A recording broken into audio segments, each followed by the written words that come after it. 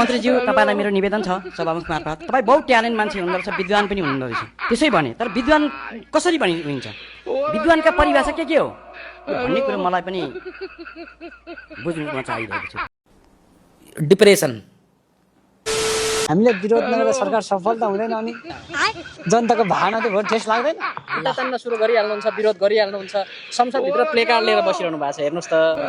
बिचरा प्रधानमन्त्री भागिराख्नु भएको छ कि उहाँ आफ्नो कार्यव्यस्ततामा भए पनि अर्थमन्त्री के कार्यव्यस्तता हुन सक्छ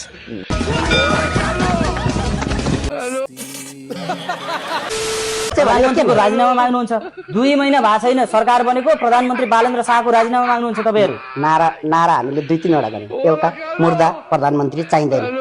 भनेको मरेको छ कि जिउँदो छ हामीले देख्न पाउनु परेन आओ बालेन्द्र सरकार जनताको मत कसले भन्नु त्यस्तो कुन जनताले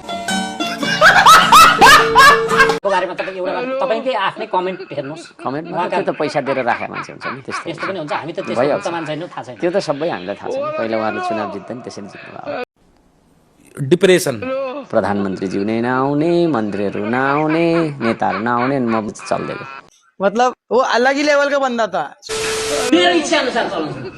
तपाईहरुले आफ्नै इच्छा अनुसार चलाउने भने 84 मा तपाईको सैनिक उम्मेदवारी दिनु मैसँग लड्नु जितेर चलाउनु यो विनियोजन विधेयक होइन ठुलो अन्यल पाए मैले विनियोजन विधेयक यो होइन विनियोजन विधेयकको सिद्धान्त र प्राथमिकता त्यो अन्यल चाहिँ नरहोस् आफ्नै भाषा आफ्नै दस्तावेज अनुमोदित गराउनलाई अर्को चुनाव चाहिँ गर्नु पर्ला कैसे भी करके निकाल मेरे भाई मैं फंस गया हूं यहाँ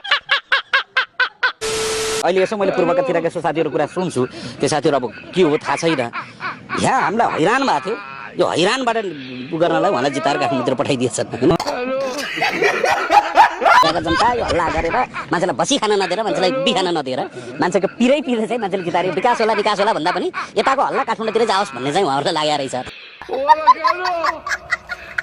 पूर्वेली साथीहरु हामीले ढुक्कले सुत्न पाछौँ भने जस्तो यसो प्रतिक्रियाहरू हेर्छु मैले हरेक मन्त्री बोल्ने भाषाको शैली पनि एउटै हुनुपर्छ बोल्ने तरिका पनि एउटै हुनुपर्छ त्यही नै बोल्ने कसैले चाहिँ टुक्का भन्नुभयो भने त्यो टुक्का पनि लागू नै हुनुपर्छ अर्को मन्त्रीले भनेर माग गर्नु भने सभाले त्यही दिइरहने हो मान्य सदस्य पहिलादेखि सबै मान्यज्यूहरूले दमदार साथ कुरा उठाइराख्नु भएको छ यो बाँदरको बारेमा यो सरकार किन सिरियस हुँदैन सभामुख महोदय यो बाँदरलाई नियन्त्रण गर्न सकिएन भने हाम्रो जनतामा जीवनमा परिवर्तनमा ठुलो समस्या हुन्छ तत्काल रूपमा यो बाँदरको समस्या समाधान गर्नका निम्ति सभामुख महोदयलाई यो सरकारलाई म ध्यान आकर्षण गर्न चाहन्छु यहाँ धेरै सांसदज्यूहरू कराएको चाहिँ देखियो बाँदरलाई कसरी बरु रकेट बनाउन सजिलो छ रकेट बनाउने प्रविधि छ टेक्नोलोजी छ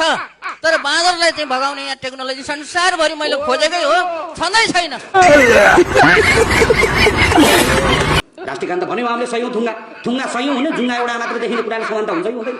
राष्ट्रियकान्त भन्यो हामीले सयौं थुङ्गा सयौं हुने जुङ्गा एउटा मात्र देखिने कुराले समानता हुन्छ कि हुँदैन सयौं थुङ्गा भने चाहिँ सयौं थुङ्गा हुनु पर्यो